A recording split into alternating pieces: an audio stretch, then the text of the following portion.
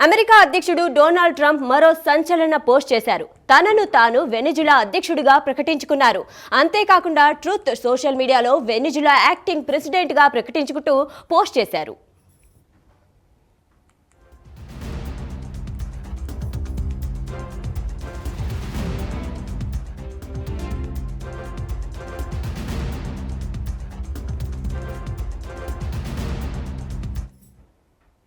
మాదక ద్రవ్యాల అక్రమ రవాణా కట్టడి పేరుతో ఇటీవల వెనిజులాపై అమెరికా మెరుపు దాడులకు పాల్పడింది.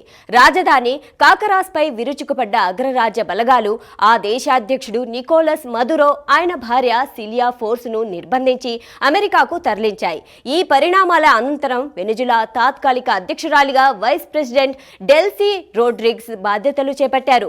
90 రోజుల పాటు ఆమె అధికారంలో ఉంటారని వెనిజులా రక్షణ మంత్రి వెల్లడించారు.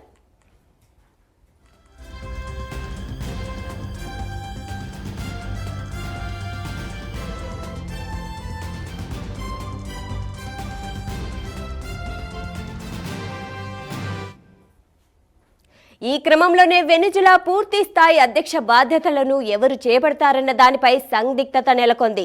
ఆ దేశ విపక్ష నేత నోబెల్ పురస్కార గ్రహీత మచాడోను ఎన్నుకుంటారనే ప్రచారం జరిగినప్పటికీ ఆమెకు బాధ్యతలు ఇచ్చేందుకు ట్రంప్ విముఖత చూపించారు. మచాడోకు ప్రజల్లో అంత మద్దతు లేదని అమెరికా అధ్యక్షుడు ఇటీవల ప్రకటించారు.